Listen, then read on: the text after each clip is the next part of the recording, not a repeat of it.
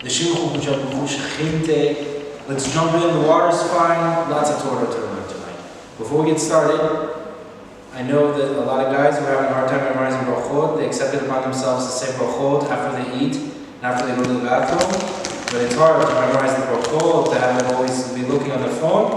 So we have these special cards printed out. On one side we have a shir yitzhak to say after coming out of the bathroom, doing netilat yadayim. And then we also have Behar-Bechukotai to say after eating anything that's bracha she'akol or purei pri adama, or something that's not one of the 7 fruits of Eretz Yisrael, which are dates or pomegranates, mezanot, anything that's a grain product, figs and grapes and wine. Now on the other side, for anyone who eats those 7 things, whether it's a grain product or any of the fruits, you have here, or wine, we have mein shalosh on the other side. So we have all the brachot on both sides. So here, hold it.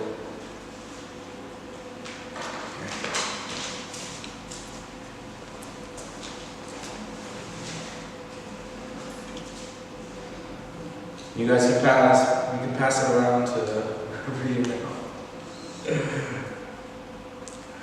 We have a very special double parsha this week, Behar-Bechukotai, and we're going to try to focus more on the second parasha, Bechukotai, the last parasha of the Chumash Vayikra, the book of Leviticus, all the laws that we have about the Bishkan, about Beit HaMikdash, about the sacrifices, the korbanot, and the last we have a very interesting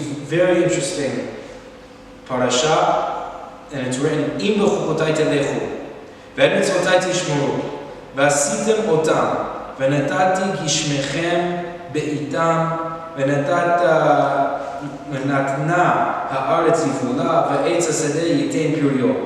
If you walk in my laws, and if you are going to, in my commandments you will observe, and you do them, I will give the rain in its time, and I have given you the I've given the land, its produce, and the tree of the field will give its fruit. V'yisig lechem daish et betzir, ubetzir yasig et zara, v'achaltem lachmechem lesova, v'shavtem levetach ba'artzachem.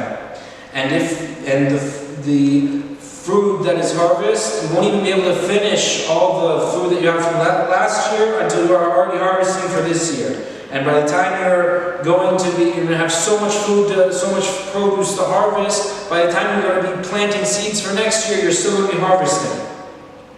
V'natati shalom ba'aretz, v'shechavtem, ve'en macharid, v'hishbati chaya hara'a min haaretz, v'cherem lo ta'avor ba'artzachem, and you will have peace in the land, and you will sit and enjoy it, and there will be nothing that will be fearful, and I will return any wild animals that could be dangerous, and there will be no foreign militaries that will come into the land.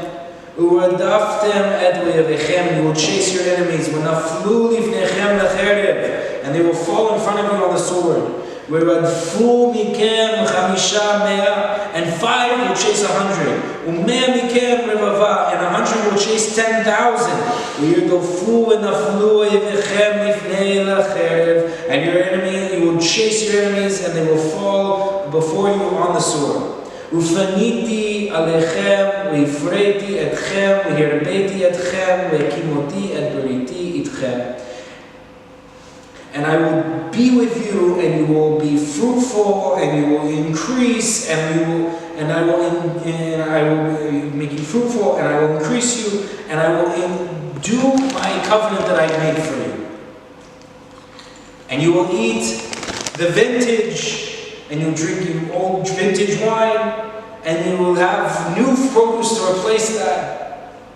And I will give you everything, and I will be within you, and you will not be, your nefesh I will not be tigal, I will not be disgusted by you. And I will walk with you, and I will be your God, and you will be my people.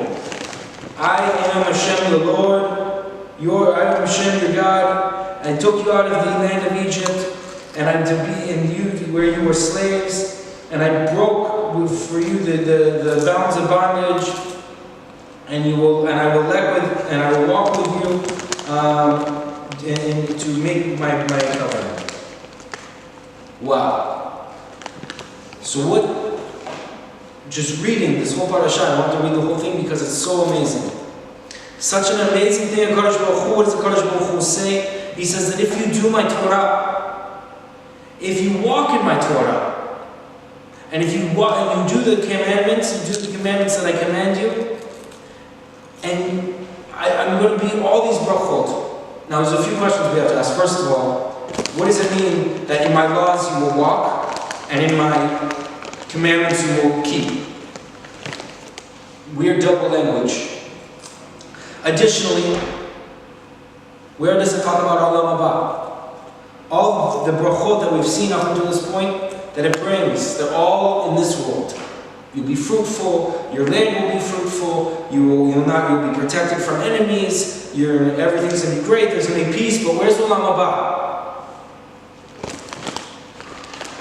And the last question, which is going to get to the next part, the second part of the shiur, is going to be what happens if someone chas v'shalom doesn't do the Torah. What happens when someone doesn't do Ratzon Hashem? And so therefore, we have to start Behar-Bechukotai telechu.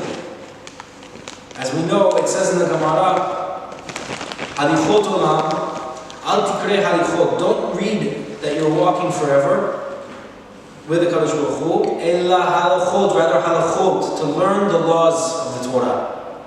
And that's the same thing here. Rashi says, Behar-Bechukotai telechu, you have to learn the Torah, you have to learn all the pratim. It says, don't cook a calf in its mother's milk. Okay, so how do I know?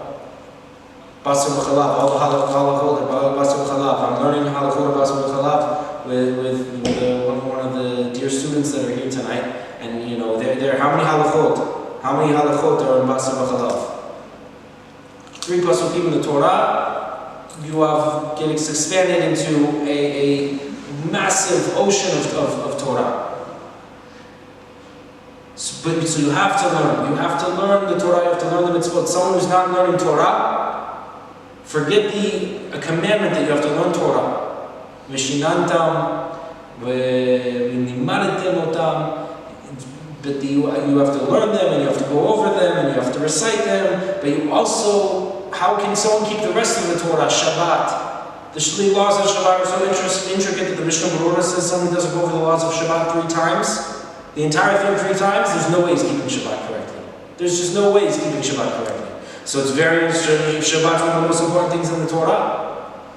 Anyone who doesn't keep Shabbat is thought of as a boy.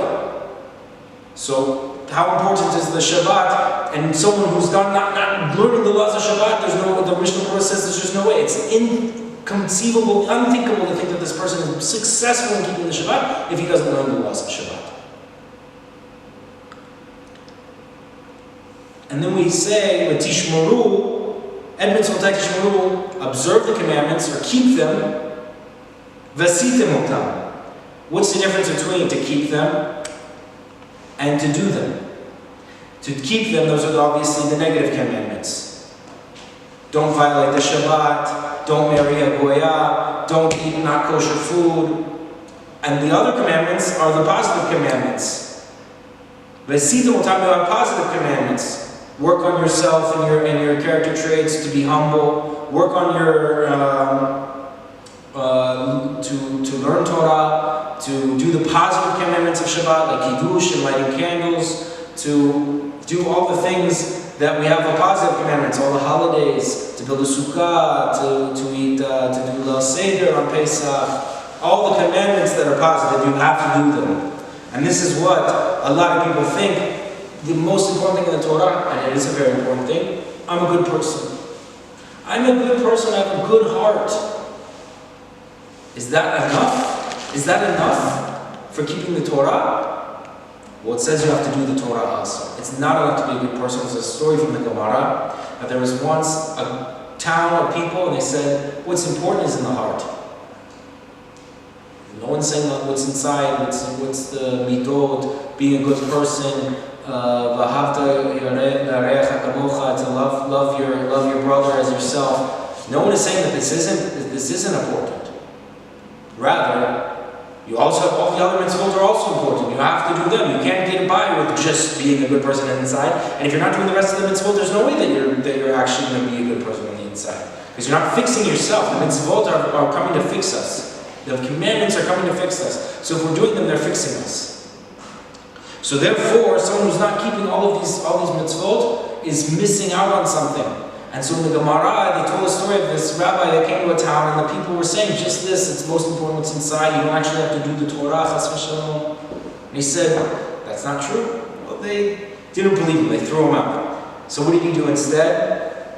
He took a goat and he slaughtered it, and he wrapped it in a white cloth, and he said, oh my gosh, look at this amazing person. He had such great in midot, he had such great character traits, he was a good person, he had a good heart. He had a great heart.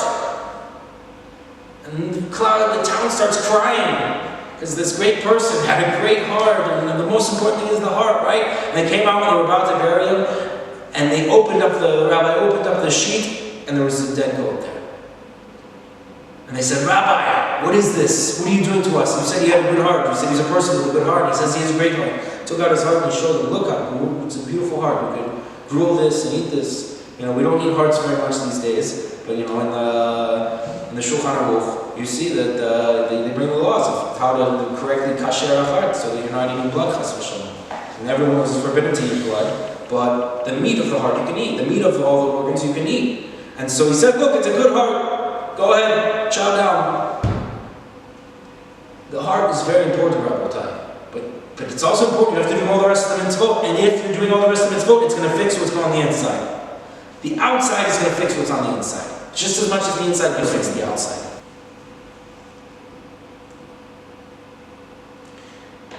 And so, we see, Behar-Bechukotai and not in the ways of the goyim. Go and do the Torah. If you're not doing the Torah, then you're doing something that's according to the goyim. You're living like a goy, you're being like a goy, eventually you're going to be a goy. And what am I going to do? The Rambam says in Hilchot Tshuva, what's all these rewards? The Rambam says in Hilchot Tshuva, the biggest reward a person can get is the ability to observe the Torah without any being bothered. Without being bothered at all. I don't have to worry about money. I don't have to worry about my wife. I don't have to worry about a foreign army coming in. I don't have to worry about where am I going to eat food, where am I going to get food from. Everything is taken care of. The Kodesh Baruch Hu takes care of everything, so I can just focus on serving the Kodesh Baruch Hu. I can do the mitzvot. I can learn Torah. I can do whatever I need to do. Kodesh Baruch Hu takes away all the problems, all the outside things. That is the biggest reward a person can keep. And that's exactly what's written here. That's why everything, Kodesh Baruch Hu says, I'll take care of everything. I'll take care of your parnasah, I'll take care of your livelihood, I'll bring you food, I'll bring you a woman, I'll bring you children, I'm going to bring you peace in the land, there's not going to be any wars, everything's going to be fine. Why? So you can focus only on serving me and being connected with me. You want to be connected with the Kodesh Baruch Hu? It's very hard to be connected with the Kodesh Baruch Hu if you're trying to make money 12 hours a day. If you're working 12 hours a day, you're never going to be connected to the Kodesh Baruch Hu. If you're always chasing after women, you're never going to be a Kodesh Baruch Hu. Even if it's something you're looking for a wife, you're looking for something kasher. But even still, if you're focused only on that, then you can't be focused on all of the Torah that you need to do. If there's people who come to wage war with you, you can't keep the Torah. You can't keep the Torah. If someone comes and wages war, the Torah is cancelled. Chas v'shalom. But they say you have to fight a war. You can't keep the Shabbat in a war. Someone's trying to kill you, you have to fight. And there's all sorts of rules. How do you fight a war on Shabbat? How are you supposed to do it? It's not just canceled entirely. But you see that it's keeping the Shabbat in a wartime. It's not the same as keeping the Shabbat in a non-wartime. And the soldiers that have to go out and fight, they go out and fight. There's all sorts of things that they have to do, special rules for how a soldier keeps the Shabbat. And so if there isn't a war, then everyone can keep Shabbat as much as they need to. And this is what the Me'am Lo'ez says, that the first thing we learn from this pasuk, that the most important thing is to do the mitzvot, and then we're doing the will of Hashem, and then we don't want to get any prize. So why does it tell us that we're getting a prize? Because the Kadosh Baruch Hu says you don't have to worry about anything. I can say I'm going to serve Kadosh Baruch Hu so that I won't get a prize, so I won't get a reward, and then it's going to be a more complete serving, but I'm also worried about my parnasah, I'm also worried about these other things, and that's what Kadosh Baruch Hu says, no, I'm going to take care of it. I'm going to take care of all your parnasah, I'm going to take care of everything you need, and then what's going to happen is you're going to have a more complete service of me. You're not going to have to worry about that. And the second thing is that it's impossible to get to this full completion without a Kadosh Baruch Hu helping you. So Kadosh Baruch Hu says He's going to help you so you can get there, as we explained. And so our third question that we asked is where does the Torah talk about Olam Haba? Well, not in one place in the whole Torah does it talk about Olam Haba. So where is Olam Haba talked about? The secret is that HaKadosh Baruch Hu cannot tell you what Olam Haba is, because it's indescribable. Olam Haba, for me to tell you this is the greatest thing ever, it's better than everything, that like the Pirkei Avot said that we've said a few times in this class, that it's better to take all the pleasures in the world and that anyone could ever have and add them together and multiply them by every person and every time and every generation, everything that could possibly be. That's what even Olam Haba. It's better than all of that for 1 hour for all a lifetime. All the pleasures of one lifetime, all added together, 1 hour in Olam Haba in the world to come is better than that. And something that's so spiritual, ruchani, I can't describe it to you. I can't tell you a person who lives in a body of substance what is a totally spiritual feeling that they will enjoy. And so I'm gonna hint it to you. I'm gonna tell you that it exists, but I'm gonna tell you what the things that you can't understand, the things that you can wrap your head around, the things that are in this world. You know how good it is to be in peace. You know how good it is to have food and not have to worry about where your next meals are going to come from. You know that these things feel good, and therefore that's what I'm going to tell you is the reward. And so if we go through a few of these things, if I give you rain in your times, it doesn't just mean that you're going to have rains in the rainy season. In Israel, of course, there's a summer season where there's no rain. You have 6 months of no rain, and then you have 6 months of rain. You have a rainy season and a dry season. And it doesn't mean that I'm going to give you good rain in the rainy season so that your summer dry season is going to be, you won't have to worry about anything. It says even more than that. I'm going to do a miracle that the rain is only going to come at night, is only going to come on Shabbat at night. Every time, every Shabbat, Friday night, everyone's in eating, it's going to start to rain. Why? Because during the week, people are out walking around. The rain bothers them from doing everything that they need to do. It's muddy, it's wet, it's cold. So when am I going to give rain? I'm going to give rain when I know that every single person is inside their house with a family, and they have the warm feeling, and they're eating food, and they're enjoying themselves, and they don't have to be outside because it's Shabbat. And so that's when the rain's going to be. It's not just a season, it's going to be specific times inside that season. The best day of the week that it's going to rain, at the best hour it's going to come. And it's going to be the perfect amount, not too much, not too little. And we have an additional thing, that the rain is always, water is always a metaphor for Torah. So you're always going to be able to learn Torah. That I'm going to give you the ability to learn Torah. However, if there's going to be people doing sins, then even if someone is screaming to HaKadosh Baruch Hu, give me the rain, HaKadosh Baruch Hu's not going to listen. That's exactly what this thing, everything can be taken away, can be given and taken away. Now there's a story in the Gemara of Shimon ben Shattach, that they were good in the days of Shimon ben Shattach. We talked about how his sister was Shlomit HaMalka, Shlom Zion HaMalka, and she has a name, she has a road named after her in the middle of Jerusalem, right in the heart of Jerusalem. And they built Talmudei Torah, they built yeshivot, they really made, it was a very, very good generation to be Jewish. And what happened? They had this exact thing. The Gemara says that they had Friday night. As soon as people got home from the Beit Knesset, they prayed the Friday night prayer of Shabbat. It started to rain. It rained all night. In the morning, as people were getting ready to go to the Beit Knesset for the morning prayer, the rain had already stopped and dried out, and so people would walk. And so they had everything they needed taken care of at the exact right moment, exact right time. And this wasn't even the only thing. There was also in Aragon, which was in Spain. Spain is basically made up of two kingdoms, Aragon and Spain. And they joined together, Ferdinand and Isabella, the evil king and queen that would expel the Jews from Spain in 1492. They united these two kingdoms. But there were some Jews that were living in Aragon, and the rain stopped.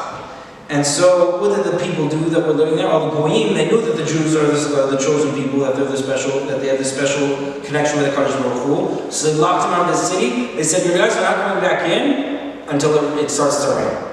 Make it rain, and we'll let you back into the city." They locked them out. And so the head rabbi of the community got everyone together. He said, "Okay, we can't stay out here all night. It's going to be dangerous. So let's get together. Let's pray." They started a prayer. They started to learn Torah. They started to do a fast. And the rain, within a few hours it started to rain. And the Goyim, it was a massive Kiddush Hashem. And so the Goyim brought him back in. Now, if we move ahead, we have a promise of shalom. We have a promise of peace. Why is peace so important? Because you can have everything. You can have plenty, you can have produce, you can have lots of children, you can have lots of big harvests, you can have lots of pleasure and time, free time. You don't have to be worried about things. You can be focused on learning Torah and connecting with the Kadosh Baruch Hu, and a war can ruin everything. Everything can be good, and a war can ruin everything. And so therefore, the promise of shalom is against every other thing. And that's why the shalom, the peace, is so important. And so therefore it says that if you guys will be kasherim, if you guys will be good Jews, then when you guys have to go out to war, your enemies are just going to run away from you. And not just that, 5 soldiers are going to chase after 100 enemies. 100 are going to chase after 10,000. Now do the math. 5 chase after 100, you have a 5 to 100 ratio. So that's a 1 to 20 ratio. 100 chasing after 10,000, that's a 1 to 100 ratio. So why is it so different? 100 can all of a sudden chase after 10,000. So the first thing the Me'am Loez brings, and the Rashi also brings that, is that when you have a group of people together, all of their zechuyot, all of their merits are put together. And that's why it's so important to pray in a minyan. Praying in minyan, what does a person do? He's joining together with a group of people. And so he says, all of my zechuyot, you have your zechuyot, and you have your zechuyot, and I have my zechuyot, and we all together, we can add them together and say, okay, we're now going to be, more and more. All together, we're actually big tzaddikim. When we're separate, okay, we're like, not good, not bad. When we get together, all of our merits are put together, and we become all of a sudden, we've been treated and judged as big tzaddikim. And not just that, it's going to be even more than that. The Rambam says that if you have a person asking for forgiveness from the Kadosh Baruch Hu, when is he forgiven? On Yom Kippur. Yom Kippur says, Kadosh Baruch Hu says, Yom Kippur, I forgive all your sins. But the Rambam says in Hilchot Tshuva, this is also brought in Masechet Yoma, that if a group of people, kasher Jews, ask for forgiveness together for their sins, it doesn't matter what time of year it is. Kadosh Baruch Hu forgives them immediately. So it's important to. Now that's the first answer to our question. We said why can 5 can chase 100 and 1 to 20 ratio, and 100 will chase 10,000 and 1 to 100 ratio. So the other answer is that if you look at the pasuk, there's a lot of pirushim on this, but if you look at the pasuk, how's it written? Chamisha, mea umea mikem revava. So he says 5 mikem from you, you'll have 5. We'll chase 100, and he doesn't say to chase. That's we add that in, so we understood. But and 100, we'll chase 10,000. Again, we're adding the word chase. So literally, it would say that you will chase 5, 100, 100, 10,000. So if you put it all together and you say it really fast, it says 5, 100, 100, 10,000. So if you said it in the Me'am Noez, put it together. So really you have 500 chasing 10,000. And then you can get to a nice even ratio that it's always going to be 1 to 20. 500 to 10,000 is the same thing as 5 to 100. Now, but if we go back to this, the more that every Jew, serving Kodesh Baruch Hu is like you have a fire. You have a light, and what happens when you put 2 lights together? They get bigger. And you get more and more light together, it gets bigger and bigger and bigger, it never actually loses out. I can light another candle, I can light 10 candles, and the first candle I have is still the same size. Why? Because it's exponential. It's not something that I have to split up and share and put it all together, it's exponentially grows. And that's exactly what's going on here. Now, as we asked, where is Olam Haba mentioned? And that's what Kodesh Baruch Hu brings here. In all of these pasukim is going to be a hint, a remez to Olam Haba. So the Me'am Noez brings everyone. We're going to go through them one by one, Bezrat Hashem. V'shechavtim ve'ein machrid. That is to say that you will not be afraid of chibut kever. What's a chibut kever? Chibut kever is when a person dies and they get buried. In the first 3 days that a person is buried, angels come down, and his body is still being separated from his soul. The soul and the body, it's not just that immediately once a person dies, the soul is going away. Once a person dies, it starts a process of separation between the body and the soul. And the more sins that a person does, the more klippah he puts on himself, it's harder and harder and harder and harder to have that person move on to the next levels of judgment. So what do? Angels come down and they start beating him, trying to break off these klipot, break off these shells that a person put on him through his sins. And if we go on, we see that first of all we also have the shalom, that if you do the mitzvah of the shalom in the land, that you will not have worms coming to eat the body. When a person dies, worms come and eat the body, and that's also part of a person's punishment, and the body feels it. Don't think that when a person dies that he doesn't feel anything anymore. Just because he doesn't seem animated to us, he still feels. And so how a person behaved in this world will determine what type of worms he gets. Does he get little worms with nice little soft teeth, and they come and they chew on them nice and slow, like the little fish in the massage places? Or is he going to get crunching down worms, massive? You walk by graves, sometimes you see worms that are this big, this thick around, and you say, wow, who is this guy? Must have been a big Rasha, must have been a really evil person, must have done a lot of Averot. And to get worms like this that are eating his skin.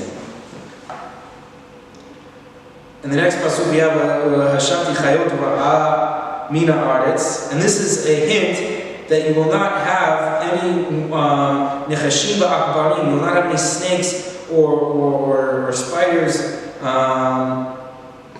like the things that are given to Rashayim that will also be part of the punishment that we felt. And this is of course the sword. The sword will not be passed through the land. A foreign military will not be passed through the land. To tell us also the sword of the Malach HaMelvet, the angel of death, will not come and get you.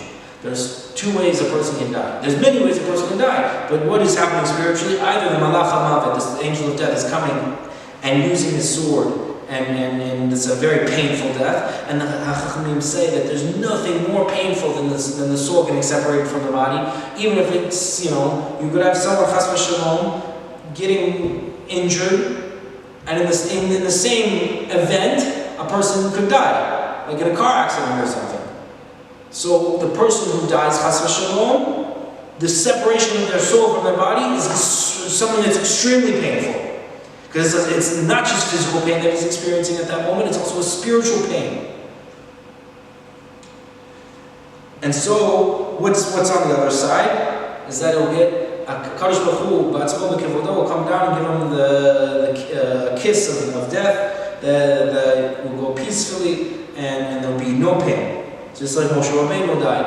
Moshe Rabbeinu had a very peaceful death. Kadosh Baruch Hu took him and buried him himself. Chase your enemies.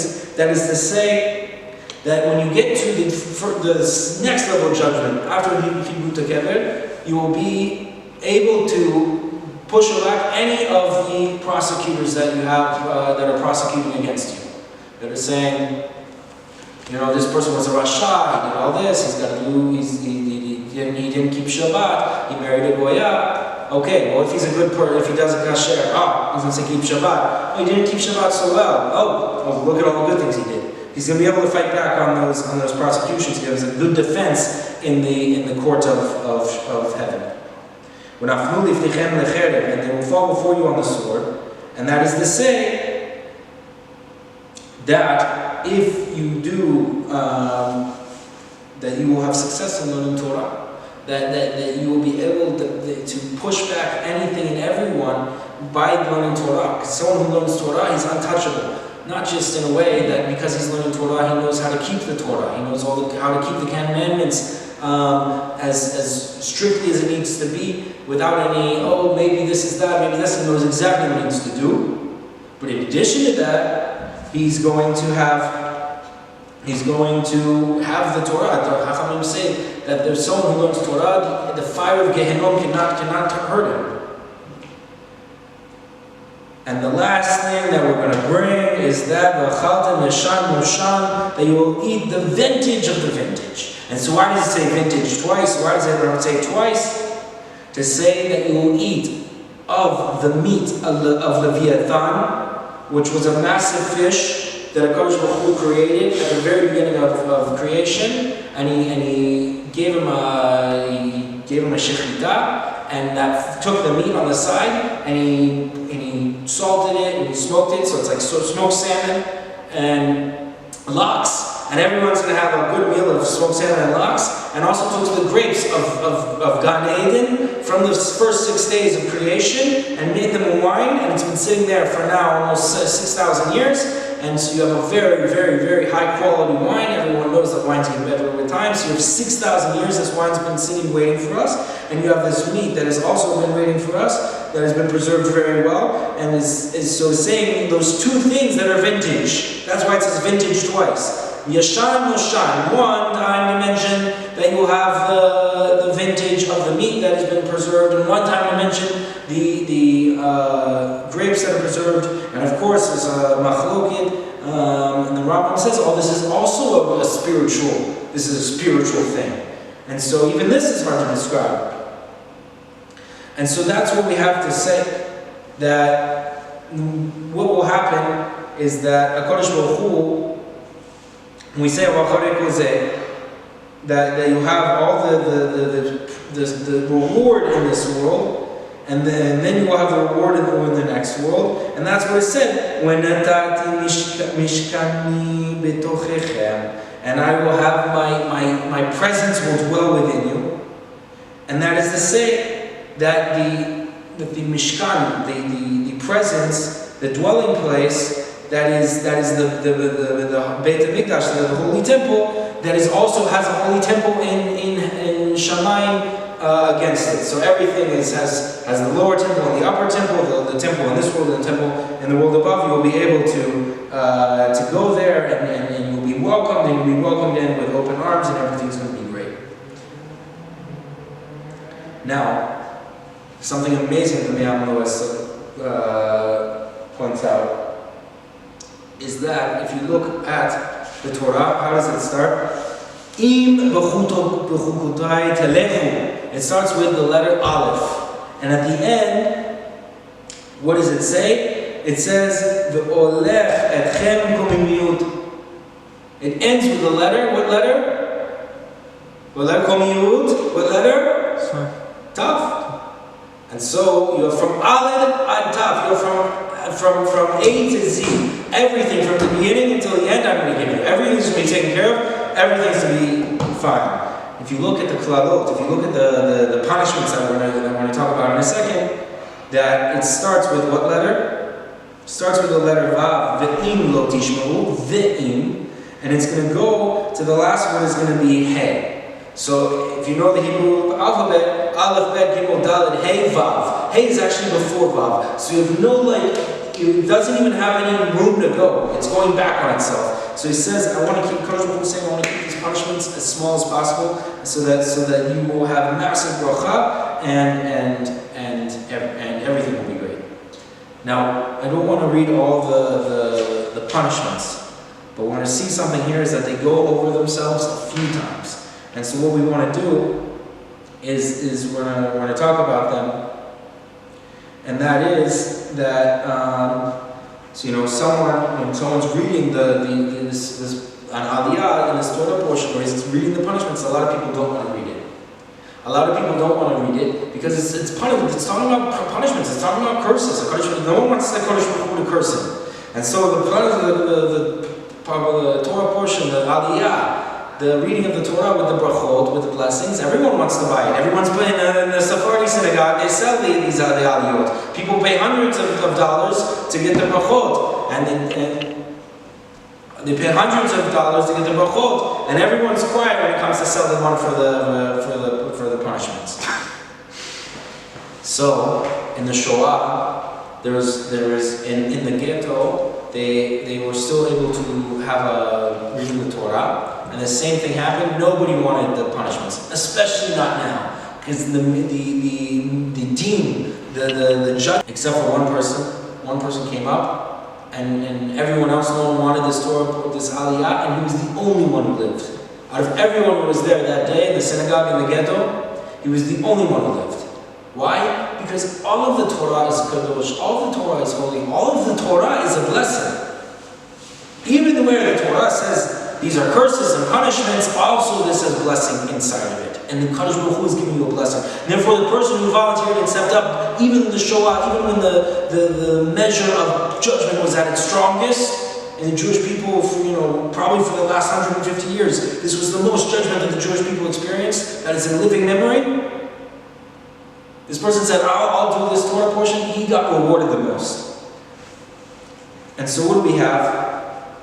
V'im lo tishma'u v'lo ta'asu et kol mitzvotai, and we won't do all these mitzvot. V'im Bechukotai lo temasu, v'im et mishpatai tig'al nafshechem levilti na'asod, v'et kol mitzvotai lefarechem et beriti. So these 7 things, we're going to see 7 is going to be a theme here. And so these 7 things are, what are they going to tell us? That the first one, im lo tishma'u oti, that a person doesn't learn Torah. He's not learning Torah, so he's not going to know how to do the Torah. That's the first thing that he's going to do. What's that going to cause him to do? V'lo ta'asu et kol mitzvotai. And that's going to cause him, we'll know that that's going to cause him not to do the mitzvot because he's not learning. He doesn't know that he has to do something. Someone could live in America, in Alabama, or in Wisconsin, or in a place where there's not a lot of Jewish people. Excuse me for all the people that live there and are keeping Torah. But there's places in the world where there are not Jewish people. If a Jewish person lives there, he's not going to know that today is Yom Kippur. He's not going to know that today is Shabbat. He's not going to know that today is Pesach. And he's going to start doing things that are asur. And he's going to start not doing the things that he has to do. And so he's going to miss out. And what's going to happen after that is he's going to start to be disgusted by the mitzvot. Someone's going to come and say, some nice Chabadnik is going to come and say, hey, you want to put on tefillin? He's going to, chas v'shalom, what's tefillin, He's going to be disgusted by the mitzvot, chas v'shalom. And then what's that's going to cause him to do? He's going to start seeing people doing mitzvot. He's going to be disgusted by him. He's going to see a bunch of nice bachorei yeshiva, young yeshiva students. And then, look at them, not going to the army, he's going to be disgusted by them. Or even I had a friend told me a story that he had a religious person was his captain in the army, and he has these big peos, and he was someone came and starts yelling at him how bad it is that he's not doing the army. And he says, excuse me, I'm a captain. I'm not wearing my uniform right now, but I'm a captain in the army. I'm not just a regular soldier, I'm a leader of soldiers. And they couldn't even, they so hate religious people that they didn't even register them. It had nothing to do with the army, what they were saying. He was just hating religious people.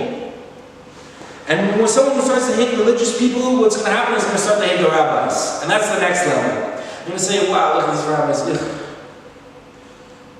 And the last thing is that you will forget the mitzvot and you will give up on the breed and you will just be completely lost forever. And so that is what's going to happen here to this person.